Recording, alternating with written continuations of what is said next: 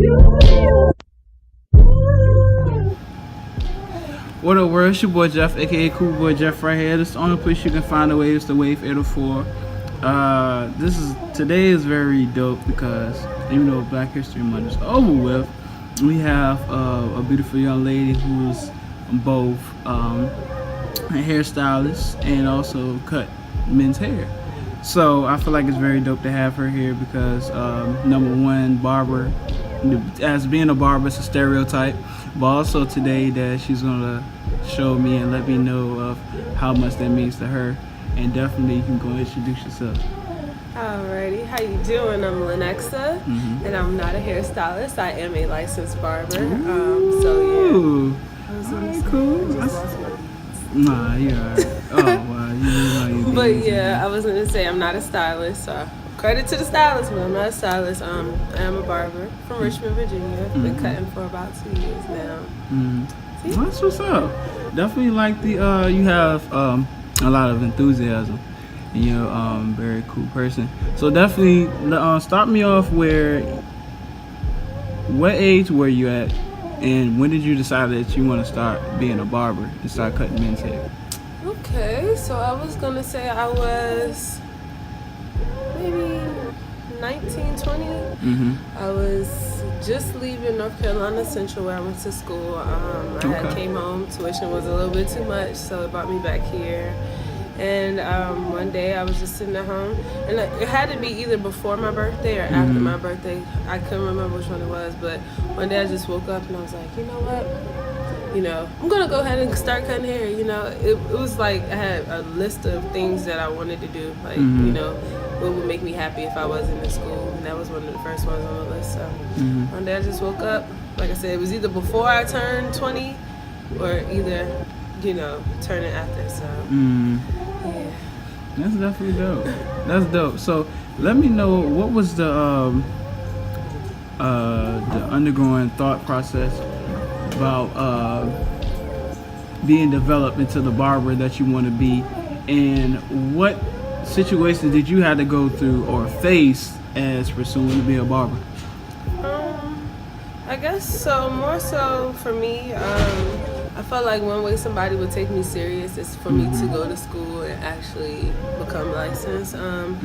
Not so much because people wouldn't trust me to cut their hair, but they wouldn't trust so much a female to cut their hair without knowing that they need something, So that was my only challenge, was being a female in barber school in general, just learning, and just learning something totally different that, I wasn't always exposed to. I always had some very influential people to look up to in the barber industry, so it wasn't really that hard to set a standard on, what I felt like I could grow towards. But honestly, it was just more so just trying to,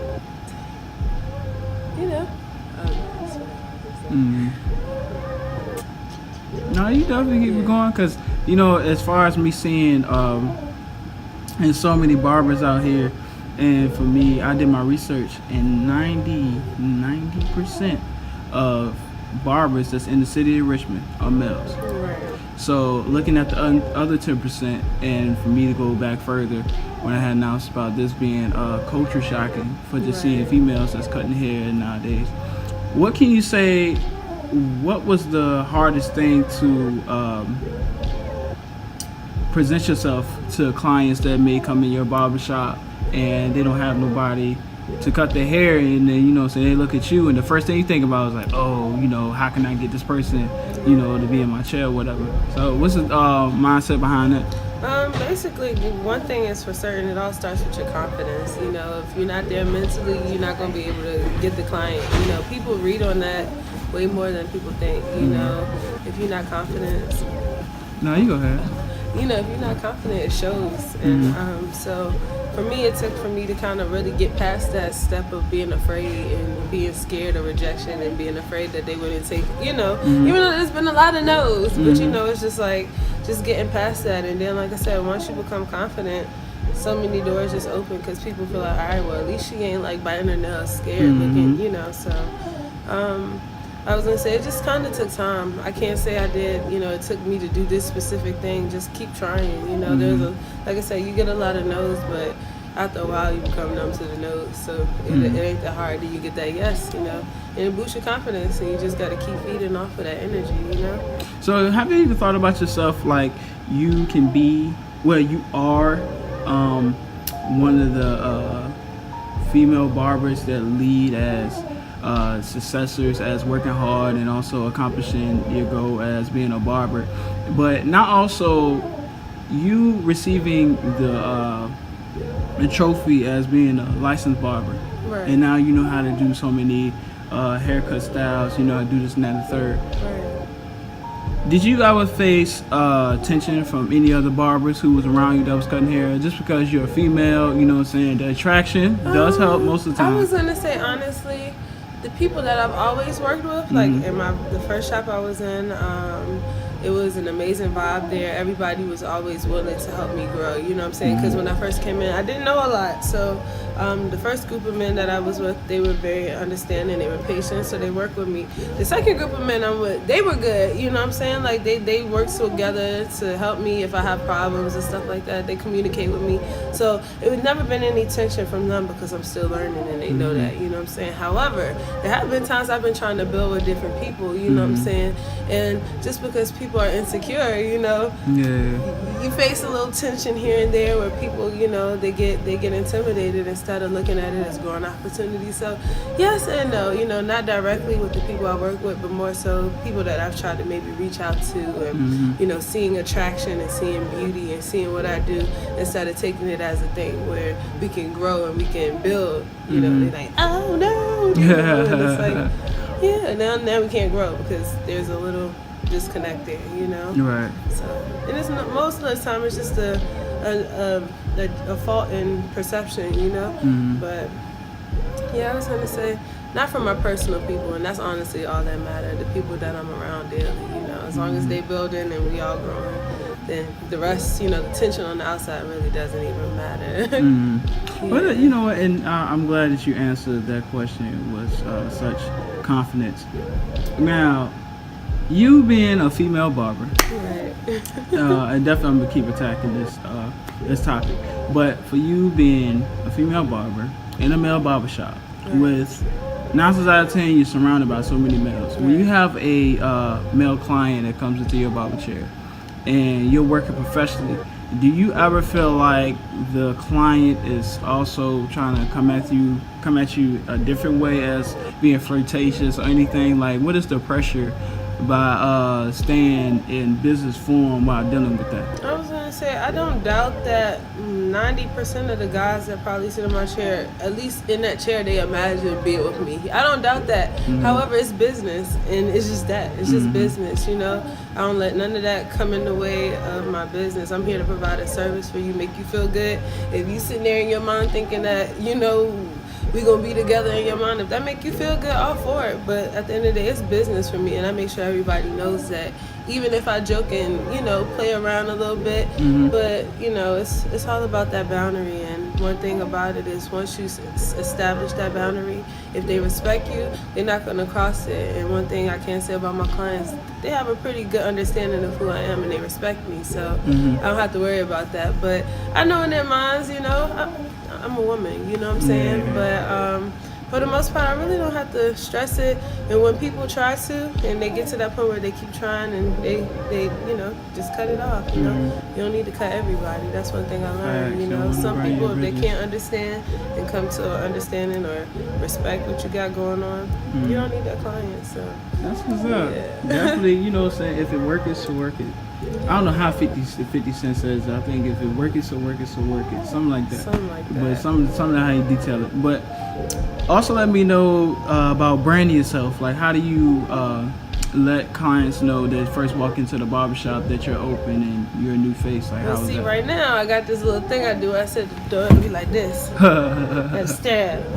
I'm like, you need some help? Then they look away, or they come over there. For real, that's how I go.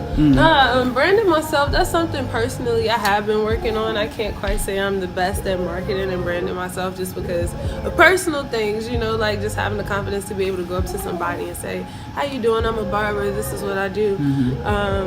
But for the most part, if we're talking about in the shop, it's just the eye contact and trying to establish some type of communication. It ain't always got to be a next or what's up, who you here for, but trying to make eye contact so that you know that you've been acknowledged, you know what I'm saying? And like I said, it's just a trial and error thing for me. Sometimes it works, sometimes it don't, but in time, you know, it comes together. Definitely. Yeah. So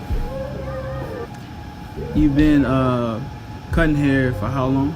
For about 2 years. 2 years now. Yeah. If you can remember from the first time you starting as a barber, what was something that you vowed to yourself that you was going to get better at, and why? Oh, well, my fades for one. Okay. Like, I mean, that's just the number one thing. If you can't, you know, fade, you can't really perfect any cut. I can't say you can't cut, but if you can't fade, then you can't master the art of a cut fading, like yeah. that. But, you know, I've always been very big into customer service and stuff like that. So for me, that's not something that I had to say I have to work on, you know what I'm saying? Because I've always been good at it, and my heart and my passion leads me to care about people. So that's never been something that I really had to focus strongly on. Like, I vowed to make sure that I'm the best service person, because I already know that once you sit down in my chair, you're going to have an experience, you know what I'm saying? But just honestly working on my craft and not ever feeling like, you know, I'm perfect. There's no such thing as the best barber in my mind. I just want to be the better barber, you know, like just constantly growing, because there's so much to learn in this industry, you know, so many different things you could do with the hair and skin, and especially with the direction that I'm trying to go in, you know, the options are endless. And so it's just more so I vow to never get stuck in one spot and feel like if I do this and I'm making $1,000 a day, that's enough, you know, or you know, like just because I'm cutting, that's just it, you know. It's so much more to it. It's so much more to a cut, you know. So I just vow to never be complacent, never get stuck in one spot and no longer grow, you know. Definitely, I respect the mental mindset of not staying content at where you at, and then I know it had to take a lot of confidence to work hard and to also have that drive to want to be better. And for the over 2 year span from then to now, you know, I can definitely see the growth. I look at your pictures, you know what I'm saying, I feel like it's very dope too. And when I stumble upon, you know what I'm saying, I know at first we talked and you said that you're not a model, right, but you definitely enjoy expressing yourself through as being a free spirit and also being happy with life. Yeah, you know, through a life and through image in general. So have you ever faced like scrutiny because of like your pictures and stuff that you post on Instagram? All the time, but I've been dealing with this since I was young, you know? Like certain situations don't change. When you don't fit in the category of everybody else, you're gonna always deal with some type of scrutiny. There's gonna always be somebody who's not okay with it. There's gonna always be somebody who's not comfortable the way you're comfortable. Everybody not gonna have the same understanding, you know? Most people who know me, they don't have a problem with it, because that's Lanexa. That's who she is, and I accept that, you know. But people who can't open their mind and open their hearts to accept people the way they are, of course, you know. But my family, I could go post a daggone model picture on Facebook, and my family look at me like, oh my gosh, she's so beautiful, you know. My mom sees my work, so I don't feel bad about it, you know. It's like those who are supposed to support you will support you, you know.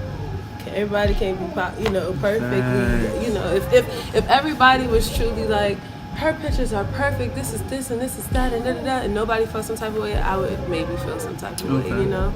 And not so much because you need negativity, but more so you're not supposed to please everybody. Right. You know, you're not. I'm not for everybody. I'm not for everybody to understand, not for everybody to appreciate. My art ain't for everybody, you know. Everybody can see it, but everybody not gonna understand it, you know. So yeah, I was gonna say scrutiny is just part of another, like it goes into a different pocket of love for me, even when people project it out of fear, because like I said, we do things either out of love or out of fear, you know. I know that everything I do, the images I take, the image that I portray is coming from a place of love and genuine love inside of myself, so it's easy for me to project that, but everybody ain't there, you know. So it's just kind of one of those things, it comes with the territory, you know. You know what, and I definitely, from a man's standpoint, and to look at, you know, guys and also as well as females look at models and you know what I'm saying, about who they are and what they are. You got Instagram models, you got serious models, and then you got runway models. Excuse me, but it's a lot of that. Or we have commercial models. Oh we yeah, have print models. That too. But we have video models, and then we have Instagram models. Of course, but you yeah. also gotta look at the situation, like the things like that they go through. And I feel like what's different between them and you, I see the love with you. I see the situations with them. Yeah. Like they gotta make themselves look this way, or they gotta think this way. They want. You know, you got, like we talked about earlier as well. You know, if 1,001 people are doing it this way, and you know that this is the way to be successful, it's so much easier to go that way than to create your own pathway. You know what I'm saying? No, not knocking any girl who does whatever to get to where they want to be, but so many people are conditioned to believing that this is the only way, or this is how you have to be beautiful, or this is how you have to be for this to work out. And I'm just here to say, yeah, but you can still do it this way, you know. And you know, it's just the mindset thing, you know. It's about what you allow to occupy your mind. Once you clear yourself of what everybody else thinks, because I used to live like that. Like I used to always be focused on what other people thought, and I wasn't happy, you know. So when you take the time and focus on you being happy, you know, being a model and whatever type of model you want to be versus trying to be the instant, you know, which like I said, I don't even consider myself a model because I'm not, you know. That's respect. So my last and final question will be towards a young lady in America, or it can be in Richmond, whatever. A young lady who's following your footsteps, but don't have the person to tell them what way to go or what way to think. If you was to give, if you had time out of your day to go talk to this young lady and let her know what she can do, how she can do it, and the full belief in doing it, what is something that you would say to her? I would say, oh baby, you going through hell right now, you better just keep on going now. I was gonna say, just keep going, keep learning. Don't know, nobody has the answer. No matter how successful people are, like, you know, you learn, but nobody has the answer, you know.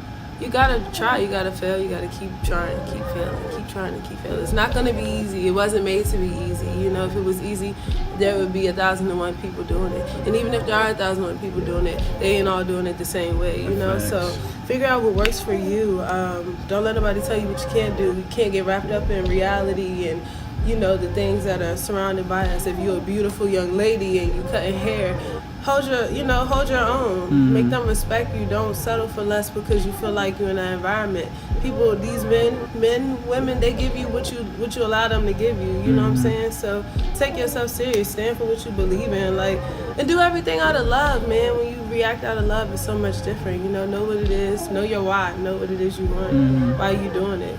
And as long as you remember that, you can't get distracted and sidetracked from what it is that you really want, you know? But I just tell her, keep going. Those are my two words I can just keep saying. Just keep going. Because it's so easy to stop, so easy to quit. Easiest thing to do is just to walk away and say, forget it, you know? Just keep going. Yeah, that's definitely dope. Yeah. So, is there anybody you want to give a shout out to? You know what I'm saying? Tell everybody where they can find you on Instagram. I was going to say, if you want to follow me on Instagram, you can follow me at Lanexa Denise, and that's Lanexa, Lanexa Denise. I was going to say, shout out to everybody. Just shout out to everybody who's living out of love right now, because it's a crazy world we're living in right now. You know, so many people are angry, so many people are dying, so many crazy things going on. Not enough people out here spreading positivity and stuff. So shout out to anybody who's listening to this right now, because they matter, you know. Thank you. Definitely. And I definitely want to say thank you for being supportive and coming on the Wayfader for, and also getting your story out. This is a very big platform for everybody who doesn't have, who has a voice but has no shape, no form of getting out there and doing whatever. Some people may not have the confidence, but hopefully they're watching this video. They can, even if they, you know, you're a male, you're watching this, you definitely have the confidence because you can see what you can. Yeah, definitely. You gotta start somewhere. It won't easy getting right here, you know, like being here in this moment. It's not easy giving yourself to people, you know, and exposing the truth and exposing yourself, because it leaves you in space for so much criticism. But you got to start somewhere, you know. It don't happen overnight. But like you said, this is a wonderful platform. I wish you so much luck with everything. Like, this is dope. Thank you. Definitely. I want to say thank you to Lanexa for being here. She's a very good person. Y'all make sure y'all go follow her as the things that she described it. And more importantly, come get a haircut. Yeah, she's talking about get a haircut too. Definitely try her out. House of Hair, Look on her page. 102 Hall Street Road. Pull up, okay? Definitely. This was another dope interview, and thank you for being here. And this is the Wave 804, and we out, man.